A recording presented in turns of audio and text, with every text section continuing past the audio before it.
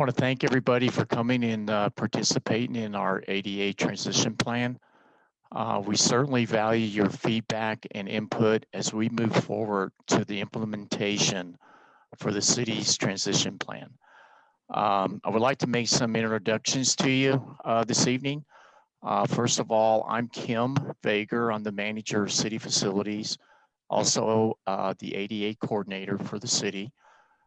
I'll be the city liaison for this project. Also working in coordination with me as project manager is Patty Carrico. The city has partnered with the Colorado-based ADA accessibility firm. Their name is Meeting the Challenge.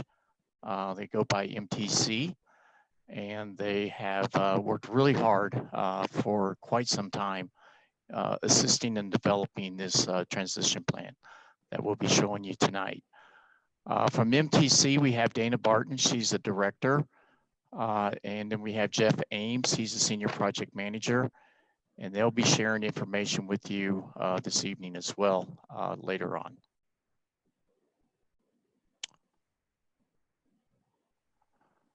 I wanted you to make sure you're aware that we share the city's commitment to accessibility. It's very important to us that we provide ADA accessibility to our citizens and the visitors of the city. With this in mind, the city has worked with outside experts, being MTC, to develop the draft transition plan as required and prescribed by the Americans with Disabilities Act, the ADA Act, to prioritize future efforts and ensure adequate access exists in our city.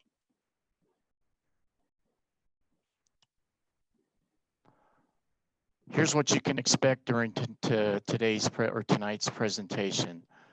Please feel free to ask questions as we go along in the chat. We hope that this will be valuable and interactive process.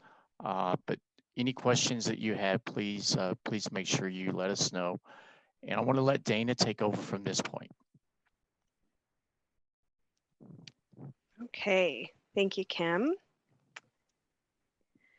First, I just wanted to introduce myself. I'm Dana Barton. I am the director of Meeting the Challenge, as Kim said, and Jeff Ames, our senior project manager, is here with me.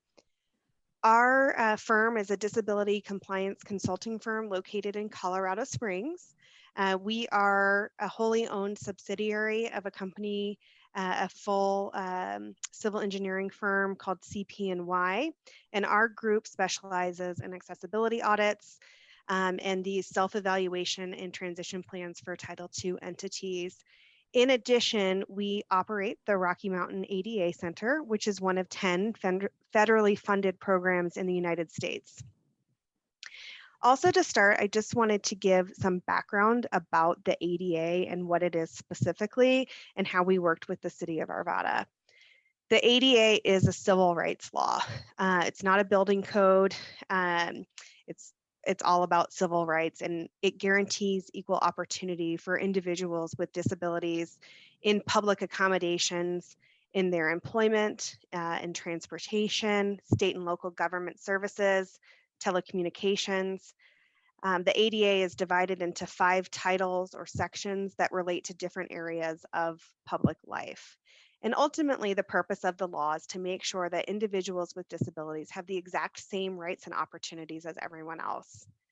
Title II of the ADA prohibits discrimination against qualified individuals with disabilities in all programs, activities, and services of public entities like the city of Arvada. It applies to state and local governments, including individual departments and agencies, and it outlines the administrative processes to be followed, including the requirement for self-evaluation and planning, which we're going to talk about further this evening. It talks about requirements for making reasonable modifications to policies, practices, and procedures where necessary to avoid discrimination. And it also speaks to architectural barriers that must be identified and the need for effective communication for people with hearing, vision, and speech disability. This title is regulated and enforced by the U.S. Department of Justice. Oops, went one too far. Okay. I've talked already a little bit about the self-evaluation and transition plan and its requirement. And really what it is identifying areas of non-compliance and then developing strategies to bring all the policies and practices into compliance. So we did look at structural, the buildings and facilities within the city of Arvada, and perhaps changes that are needed to provide access to the programs, activities, and services that are provided. We looked at policies and made modifications to those policies within the city to ensure non-discrimination, and then made sure that the city is in compliance by providing public notice.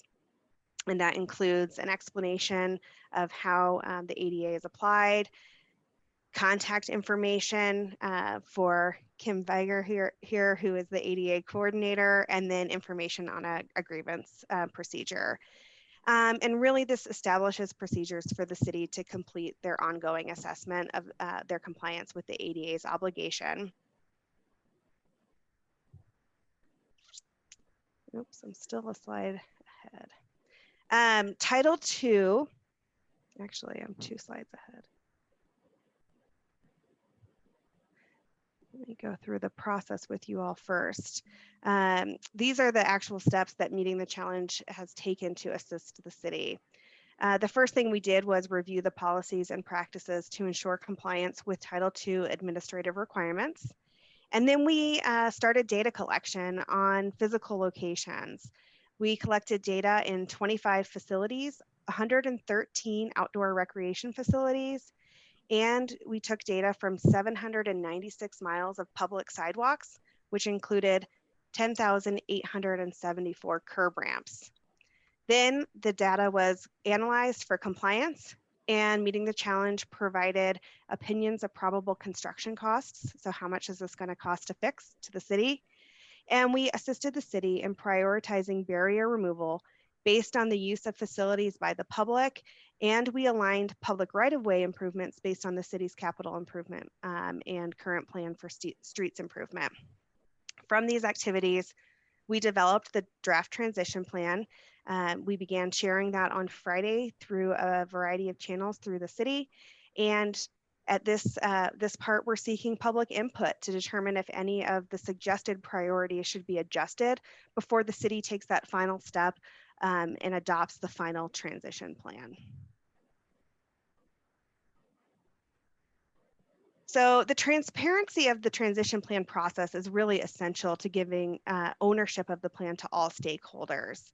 The city understands the importance of including the disability community when making decisions about or for people with disabilities, and is encouraging participation by people with disabilities or organizations representing them in the formal adoption of this transition plan. It's also important to point out here that Part 35 of regulations do state that public entities are required to give an opportunity to interested persons to participate in the development of the plan.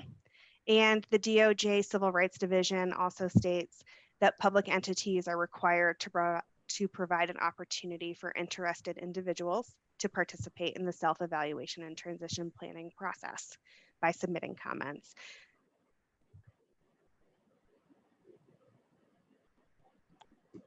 Okay.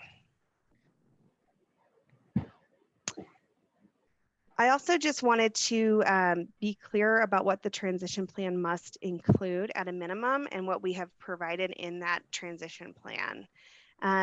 We identified and are required to identify physical obstacles in the public entities' facilities that limit the accessibility of programs or activities to individuals with disabilities, to describe in detail the methods that will be used to make the facilities accessible, so how we're going to fix anything that was found, to specify the schedule for taking the steps necessary to achieve compliance, and if the time period of the transition plan is longer than 1 year, identify steps that will be taken during each year of the transition plan, and we'll go over that a little bit later, and then indicate the official responsible for the implementation of the plan. And all of these things are outlined in the transition plan. Throughout our time, I mentioned that we assessed 25 buildings within the city. They are listed here. They are the Allen House, the Arvada Police Westwood Station, Lake Arbor Community Police Station, the Arvada Police Lake Arbor Community Station, the Arvada Tennis Center, which is an Apex, or at the Apex Center, the ARA office, the Arvada Visitor Center or Chamber of Commerce, the Ralston House Arvada and the Ralston House Lakewood, Churches Ranch, City Hall, the City Hall Annex, the Food Bank or Community Table, the Clubhouse at the Lake Arbor Golf Course, the Maintenance Building, Indiana Shops, the Majestic View Nature Center, McElvoy House and Historic Society, Moore Brother Property, the Print Shop, the Ralston Treatment Plant, the Ron Culbertson Building, the Arvada Center, the TV station KATV, and the US Post Office at 5885 Allison, and then the clubhouse at the Westwoods Golf Club. We also assessed 113 outdoor recreation facilities, and I've split these up into districts. There's a lot, 113, and so I'm not going to read through all of them. But these are the parks and facilities in District 1, in District 2, oops, in District 3, give you a second there.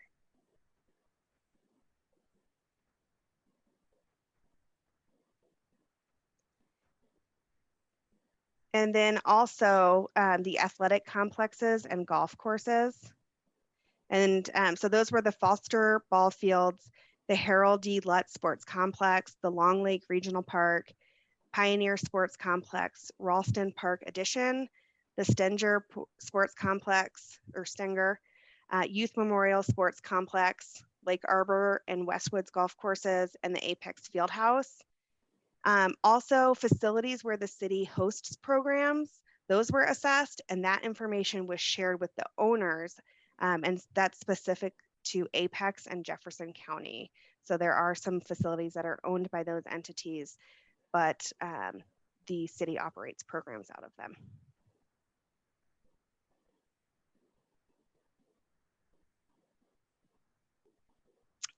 We base our prioritization of barriers on regulatory requirements. Meeting the challenge identifies barriers as any attribute of an element or feature of a facility that does not adhere to the scoping and/or technical provisions of the 2010 ADA standards for accessible design. These deficiencies that exist in rooms or spaces where public access is not supervised or monitored by the public entity and prevent or might prevent access to a service, program, or activity are considered barriers to program access. These barriers have the highest priority for mitigation. When structural barrier removal is not feasible, is not a feasible short-term option, mitigation of the barrier must be accomplished through alternative methods or means as soon as possible. So really what that means is that we looked at the barriers that prevent access to any of the services, programs, and activities that the city provides when viewed in its entirety. So we look at all of those programs together. We look at barriers that were created by new construction or alterations to facilities. And then we also look to determine whether or not the barriers existed prior to the ADA and are current and don't present a barrier to program access. Even if they don't present that barrier, we still did list them in the transition plan.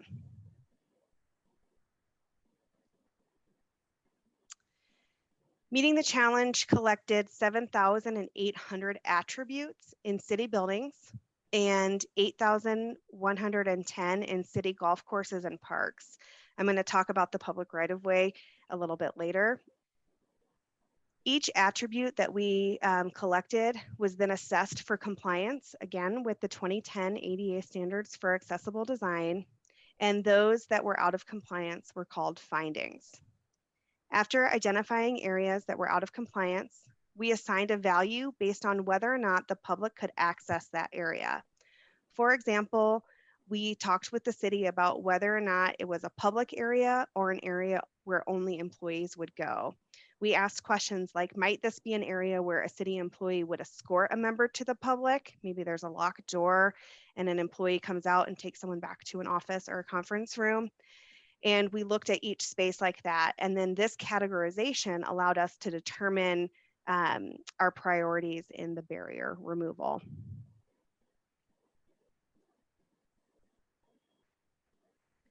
Parks and recreation areas typically are open spaces for the people of Arvada and visitors to enjoy. And typically there are very few areas within parks and trails and parks and recreation that have an employee that has to let you in, or you're escorted by or supervised by an employee. So those were assigned different priorities. And just to give you an example of how we determine the mitigation difficulty, so how hard is it going to be to fix some of these things? These are some photos of typical findings that we found within the city. So the first picture on the left is a close-up of a sign that says interview room next to a measuring tape that shows the bottom character height is located at 64.5 inches, and there was no braille or raised characters. The second photo in the middle is a side view of the AED machine, and the measurement shows that it protrudes 7 inches from the wall, which is further than it should.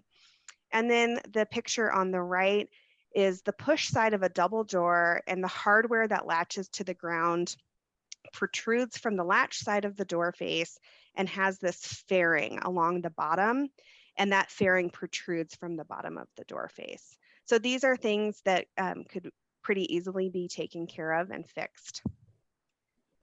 Then our next level of mitigation difficulty is moderate mitigation difficulty. And I have some photos here as well. The photo on the left shows a vertical change in level that's greater than 1/4 inch vertically. The photo in the middle is the close-up view of a measurement of a counter at a sink that is 34 5/8 inches, which is too high. And then conversely, the photo on the right is a close-up view of the measurement of the knee clearance underneath a counter at 22.5 inches, which is too low.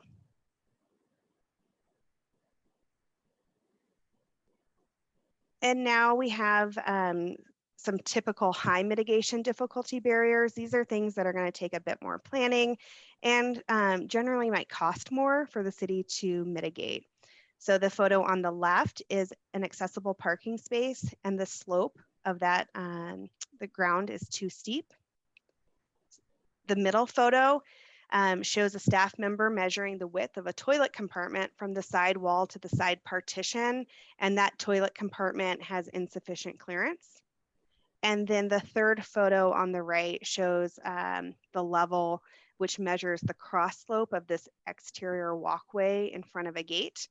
And this accessible route was too steep. It went one too far. When we looked at the public right-of-way, we used the public right-of-way accessibility guidelines, or PROAG, as a best practice. There are not standards for the public right-of-way in the same way that the 2010 ADA standards for accessible design exist for building facilities. The Department of Justice has yet to formally issue PROAG as the regulatory standards, but it is considered best practice. And the city selected PROAG as their best practice for their facilities in their right-of-way. It's also important to note that even though the ADA regulations are using PROAG as best practice and don't have that spelled out like the 2010 standards, it is still the city's responsibility when they have authority over streets, roads, walkways, that they must include in their transition plan a schedule for providing curb ramps or other sloped areas where pedestrian walks cross curbs, giving priority to walkways, public facilities, and places of public accommodation. So it's a really good thing that we do have the PROAG as a best practice to go by. In terms of our data collection for the public right-of-way, we collected 248,662 attributes. Those were collected in the field, and we identified just over 32,000 elements of pedestrian facilities for which one or more of the attributes were not consistent with the PROAG best practices. An attribute is a measurement of dimensions or slopes, observations of other conditions necessary to determine compliance. And an element is a structure of a pedestrian facility, something like a curb ramp, the pedestrian signals, the pedestrian access route, a street crossing, and other objects that obstruct or could obstruct access by people with disabilities. Sidewalks that are less than 48 inches wide do not meet the minimum width provision for a pedestrian access route within PROAG. However, a 36-inch width does meet the provision for minimum width of an accessible route in the ADA standards. So the city, based on meeting the challenges recommendation, decided to collect as-is attributes. So the width, running and cross slopes, vertical discontinuities, horizontal openings, and protrusions of sidewalks that were at minimum 36 inches wide, because those sidewalks do provide some degree of accessibility for an individual who might use a wheelchair. Sidewalks that were less than 36 inches wide were not collected because those did not meet the minimum standard.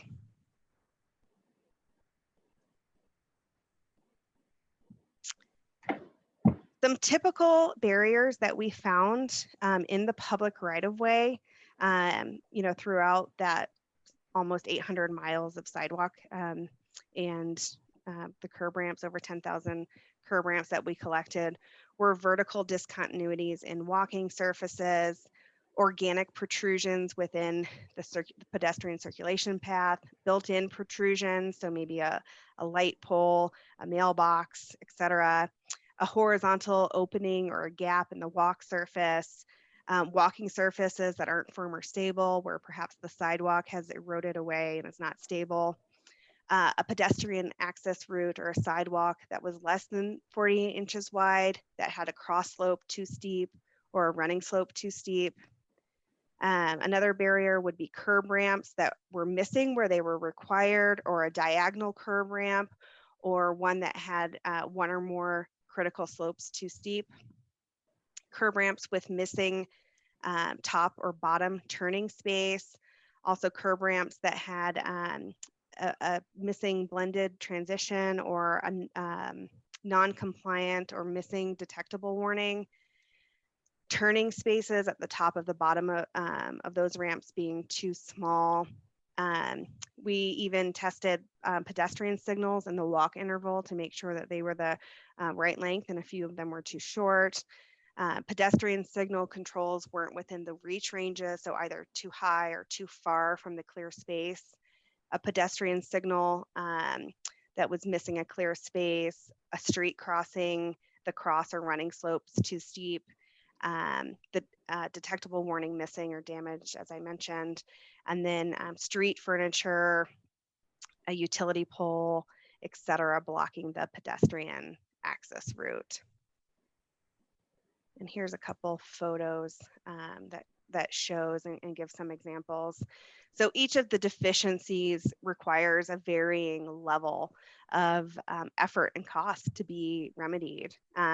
So we looked at the context and the location of the findings, and that affected the priority and also the cost of the resolution. So at the low end of mitigation difficulty scale are simple efforts that can be accomplished by maintenance, such as trimming tree branches. So you can see in this middle photo, we have a field crew staff member who's holding out a measuring tape showing the organic tree branch in the pedestrian access route. And that's something that is a pretty simple fix for the city to go out and trim that tree or other shrubbery that might obstruct the sidewalk. At the high end of the scale are conditions that require complete removal, redesign, and replacement of things like curb ramp or curb and gutter within the road profile. or whenever one or more of the critical slopes of the curb ramp is too steep, the removal, redesign, and replacement of that would be necessary. So in the first picture here to the left, we have our level, which is showing a slope of 4.1%, which is too steep. And then the photo on the left is showing that horizontal opening, also unstable surface there. So that likely would require complete removal and replacement. The way that we prioritized the public right-of-way, we really looked at location. We looked at the city's planning and use zones, and we assumed that specific facilities, those that belong to entities covered by the ADA, are more likely to generate a higher volume of pedestrian traffic. So the sidewalks in front of the school, or say the Arvada Center, are more likely to see high volumes of pedestrian traffic than sidewalks in front of a house in a quiet residential neighborhood. The degree of deficiency wasn't necessarily a major factor. And we do note that the public request or complaint elevates the priority. And that's part of this process too. If we've prioritized things in a way that doesn't make sense for the public, we need to know that one area of the city is used more than we believed, and we can adjust that priority before the final transition plan is adopted. So to achieve program access, the city is planning on taking steps to physically remove or mitigate barriers from facilities, or ensure through other methods and means that the services, programs, and activities offered in those facilities will be made accessible to and usable by qualified people with disabilities. So that might mean moving a program to a different building, if that's an option, and maybe as a cost savings measure. We also know and are very aware that there are limitations of funding and other resources. And there's also some logistical challenges associated with removing or mitigating the barriers that have been discovered at this point.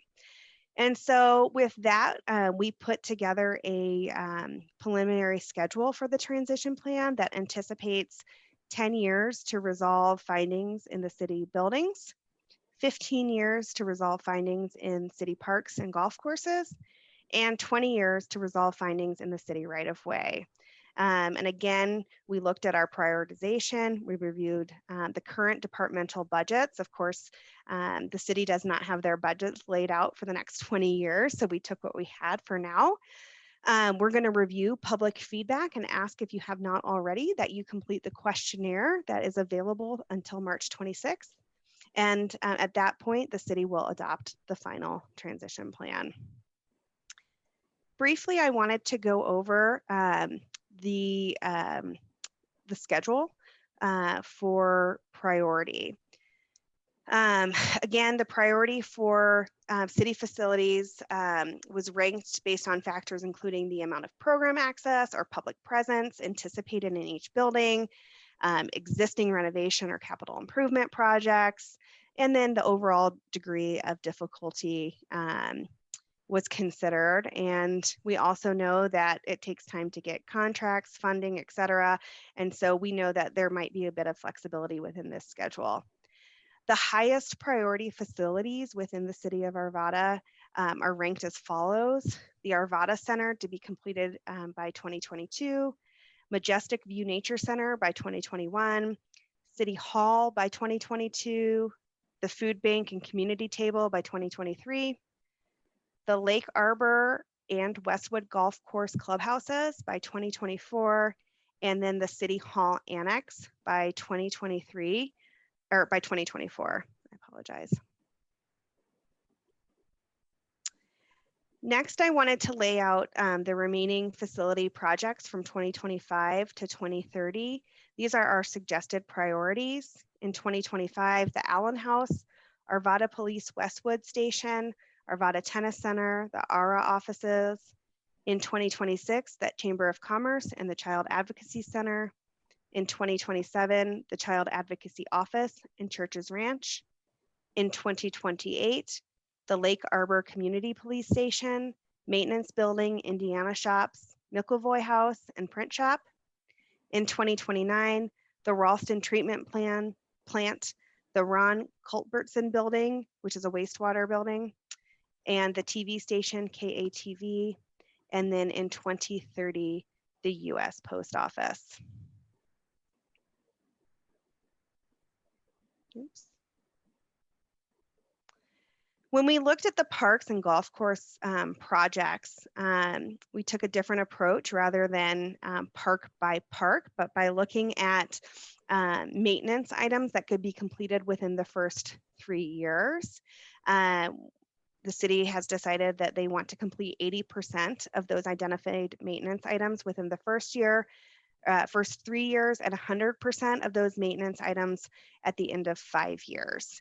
And some examples of those maintenance items would include providing the minimum number of compliant accessible parking spaces with the required access aisle signs and a connection to an accessible route. Providing accessible routes from the site arrival point to features and amenities such as a bench, a trash receptacle, a picnic table, drinking fountain, etc.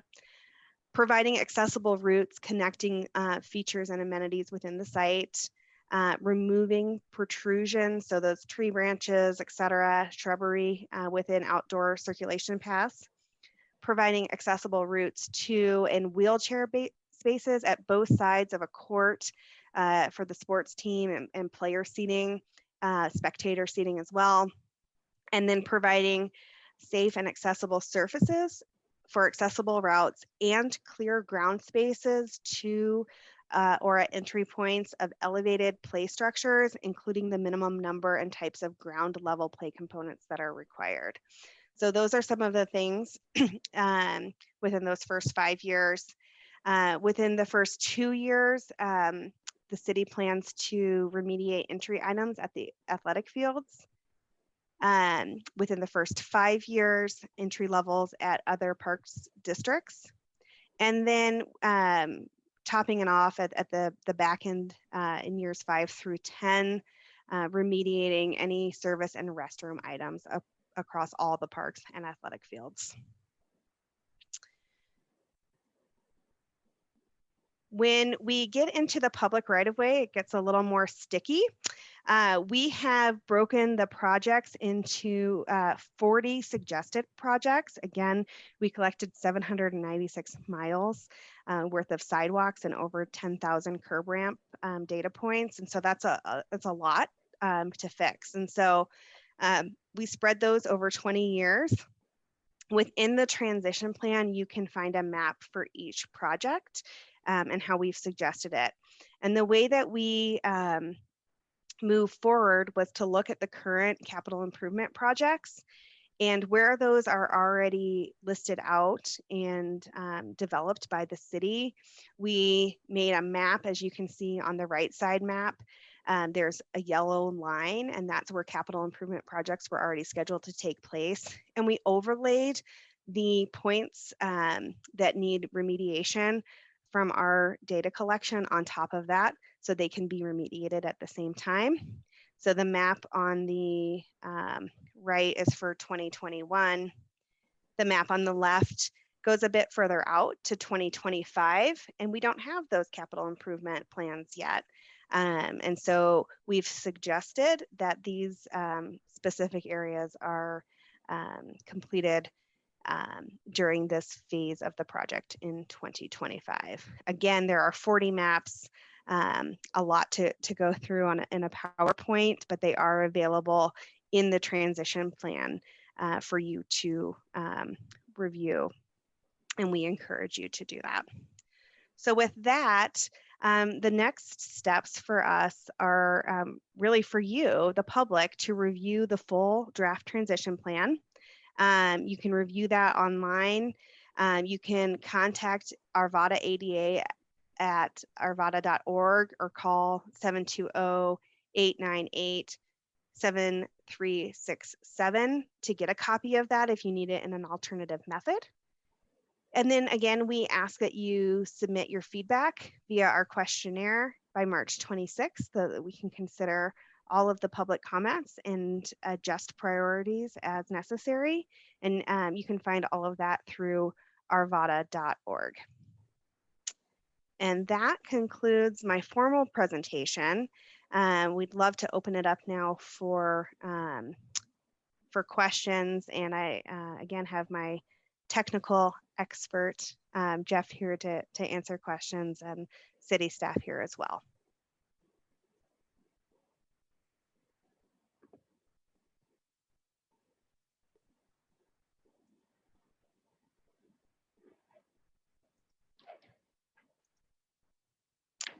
You can put any questions into the chat if you have them.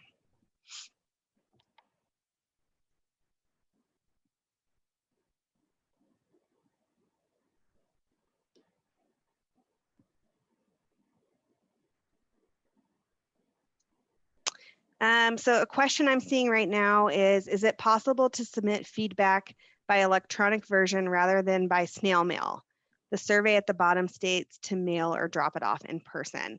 Yes, you can submit the survey through Access Arvada. Is that right, Patty?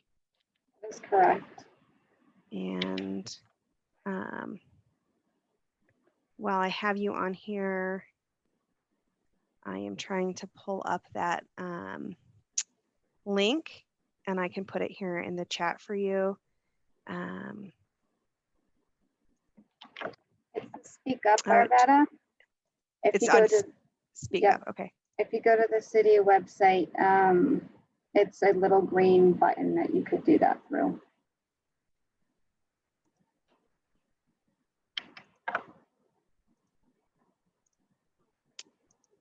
All right, I just pasted for you the, oh, I sent that directly to Patty instead of everyone. Here we go, let me paste it again. So that's the speakuparvada.org site, and there you can submit it electronically. That's a great question, thank you.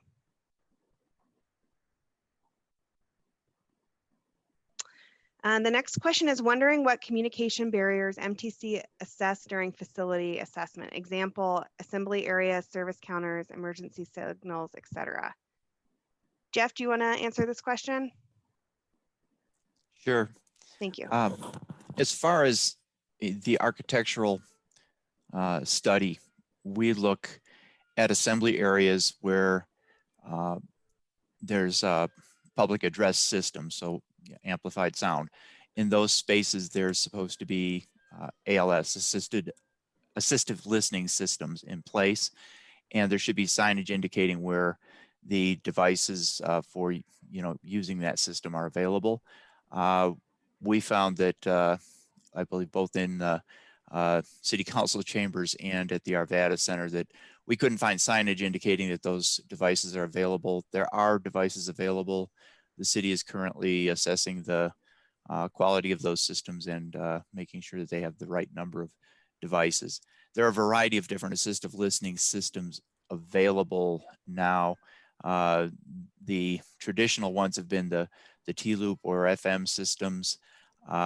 T-loop works automatically with people who are using hearing aids. There are also devices that can be used, with headphones. They're basically amplification of audible sound for people who are hard of hearing. Of course, as in this meeting, we've brought in a captioner, and that is basically for people who would like things in text. At a public meeting, you can also request the presence of a sign language interpreter. Anything that is presented in a public meeting like this that's recorded, the recording should be captioned and have a video description of the activity going on during the session. So in addition to looking at the physical properties, making sure that, for example, that visible alarms are available with strobe lights and the assistive listening systems, those are architectural features that are required in the ADA standards. But the ADA regulations also require public entities to provide auxiliary aids and services which can be anything from providing documents in large print to audio files of print documents for people who are blind or visually impaired or have other limitations in being able to read print documents. Those auxiliary aids and services are generally referred to as means of providing effective communication. A public entity has to give primary consideration to the requests of individuals with disabilities and what format those communications are provided. And so there's a variety of possibilities there, and that's covered by policy and practice. And I would just add, that's where we did look at policies and procedures and provided guidance to the city, and Kim and Patty worked closely with their legal department to ensure that policies and procedures were put into place in order to ensure effective communication. Thank you for your question. I hope that we answered it sufficiently.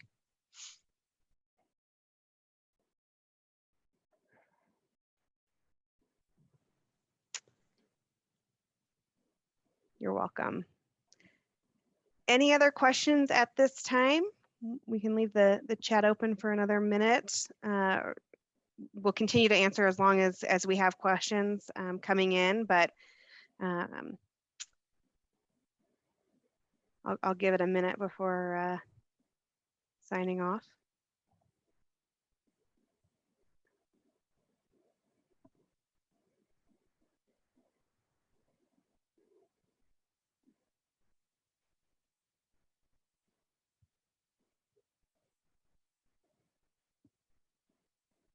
Okay, well, seeing no further questions, again, we do encourage you to submit your feedback and provide us with information as requested through the questionnaire. The survey or questionnaire is open through March 26th, and you can reach out with any other questions or comments using this Arvada ADA@arvada.org or through the questionnaire. But again, we thank you for your participation. This is a really important piece of getting public input, and thank you for your time on this Tuesday evening.